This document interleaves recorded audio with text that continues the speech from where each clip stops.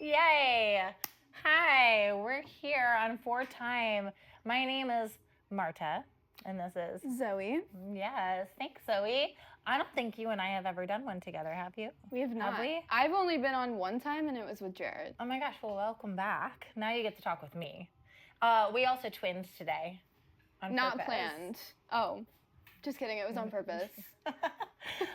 Anyway, so we're here to talk about, we have a lot of stuff coming up at the yoga studio at the end of the year. We tend to ramp up on a lot of events towards this time of the year. So we're talking about what's coming up at the studio. What's the first thing that's coming up? What's on your radar? Well, this week, we have full moon reflections and yoga, which we have every month. Every month. And that, like, what makes that class different from a normal yoga class? Well, for one, it's longer. It's a 75-minute class, but also there's different elements involved. It's kind of dependent on what the teacher wants to do, but a lot of times teachers have been incorporating journaling and like I do like a tarot reading for everyone my full moon reflections and yoga class. So we're taking like the energy of the full moon, which has this like really reflective and like introspective energy, and we're using that to kind of like plan and feel our classes. And so this month Stephanie is going to be doing a yin class, which is yin yoga is a slower based yoga class. Yes. So you're holding stretches for like 2 to 3 minutes at a time. Yes. Yeah, more seated postures. Yeah. So if you feel like you need a little restoration, if you've been kind of moving a lot with the holidays and just the crazy end of the year things that are happening, that's going to be a really great one to go to. Yeah, and I like that you mentioned that too, because the other cool thing about that class is it's rotating who teaches it every month, so it's always kind of a surprise what you're going to get. That's a really fun one. Yeah. Awesome. What's coming up after full moon reflections and yoga? Oh, we have Revive, which we always do something fun for the winter and the summer solstice. Yep. This time we're doing something a little bit different. Yeah. So we're doing And the winter solstice is what date? It's the 21st, but this is on the 22nd. Sunday the 22nd. It's the 21st of December. Yeah. So we always have a restore class on Sunday nights, and so this is kind of like replacing our restore class for that evening. And so Karen is going to be leading it, and Karen is a great restorative teacher, but she also has a background in Reiki healing. So Reiki healing. What is Reiki? Great question. So it's a modality of energy healing, and often the practitioner that is doing it uses their hands as kind of like an extension of energy, and it usually involves healing the chakras or the chakra system as that form of energy healing. And the chakras are, in yoga, they're these energetic wheels that run kind of along the spine, and they're related to different emotions and qualities and energies that a person might have within their body. Yeah. So very cool. So she's doing restorative yoga, which we know is also longer holds and postures, lots of props. You get really cozy. It's very relaxing, combined with that Reiki healing. Yeah. And how long is that class? It's a 90-minute class. Sounds very luxurious. Yeah. It'll be really nice, especially right before the holidays. So like if you have any troubling relatives. I was saying, is this class good for anyone stressed out in December? Yeah, that in general. But, you know, right before the holidays, it'll be a great one to just unwind. So we have multiple events coming up before the holidays that are going to be that great opportunity to just unwind and de-stress. I love that. So Revive is Reiki and restorative yoga, and that's the 22nd. Yeah. And what time is that at? It's 6:30 to 8 p.m. Awesome. I'm looking forward to that. I'm signed up for that one. What's next? What do we have coming up after that? So we have our amazing New Year's Eve and New Year's Day traditions. So on New Year's Eve, we have Daybreaker Gloga. So we do... Sounds intriguing. Yeah, so we do Gloga classes periodically. So Gloga is flowing underneath the black lights, and usually they're heated classes. So it's kind of like a fun little party, but this class is a morning class. So typically our Gloga classes are in the evening, and this one is first thing in the morning. Not first thing in the morning. I consider it first thing in the morning. It's at 9 a.m. I'm not a morning person. It's at 9 a.m. So 9 a.m., New Year's Eve, warm yoga in a dark room with black lights. Yes. That sounds like fun. Who's leading it? I am. I'm Marta leading it. is. Yeah, I love that class. We usually have more upbeat music and we turn it up a little bit. Yeah. So I think Zoe has affectionately called Gloga classes like club yoga.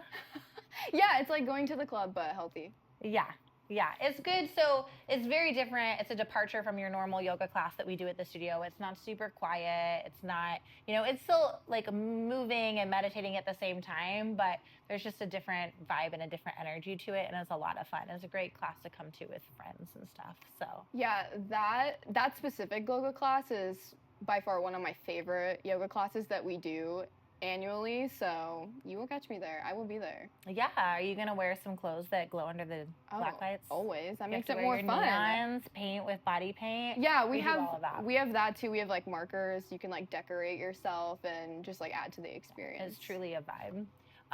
So what happens on New Year's Day? So then we have our tradition of 108 sun salutations. I don't know what a sun salutation is. I'm just kidding, I do. But can you tell me what it is? Yeah. So a sun salutation is typically moving from downward facing dog to a forward fold to rising to stand to like a mountain pose, and then you're coming back down. You're moving through like a vinyasa transition. So it usually involves like a plank. There's multiple variations that you can do. But it's essentially like a few basic movements, right? Yes. Essentially, it's like a downward facing dog, a plank, maybe a sort of push-up variation in there, a back bend from the floor, like a cobra, a prone push-up, an upward facing dog, and then standing, right? Yes. Yeah. But there's lots of different options that you can do. Like you're not like bound to like one way of doing it. I feel like the biggest feedback I've gotten when I've promoted or talked about 108 sun salutations is people are like, that's so many. Because are we literally doing 108?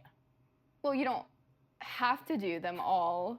But we are guiding you through 108 of them. You are, but like you can take rest. You also like don't have to do a chaturanga for like every single 108. Chaturanga is like a push-up. Yeah. Yeah.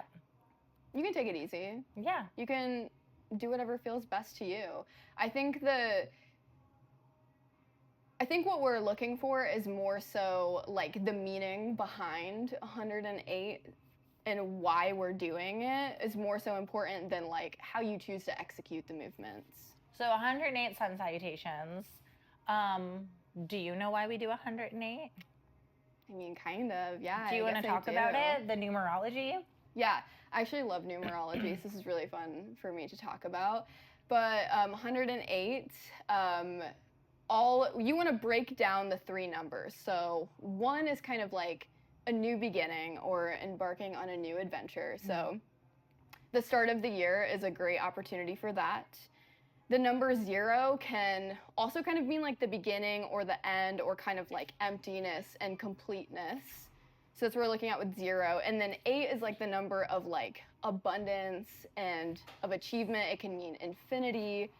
And then when you take all of those numbers together and you add them together, it's the number 9, which is about like humanitarianism, but it's also about community and coming together. So that's everything that we're doing when we're doing these 108 sun salutations. And it's just a great way to kind of like set your year off right and set intentions for yourself in the year ahead and just kind of what you want to do and you're looking for. It's really cool. It becomes kind of this like moving meditation or like self-reflection point. You just get kind of so wrapped up in what you're doing and moving for, it takes about 2 hours. You get so wrapped up in the movement for 2 hours that you kind of have the space to really clear your head and get that nice fresh start that you're talking about for the new year. So if you're a person who likes to set new intentions for the year, set new goals, this is a really good opportunity to sort of reflect on what that might be for you and to do it with like-minded people, which is really nice. Yeah. Yeah. It also encourages you maybe to get your year started, right? And not sleep in too late, or it keeps me from staying out too late on New Year's Eve because I know I have to be there to teach the next day. Are you going to attend this year? We'll see. I always like leave that one open. I'm like, if I feel up to it, then I'll do it.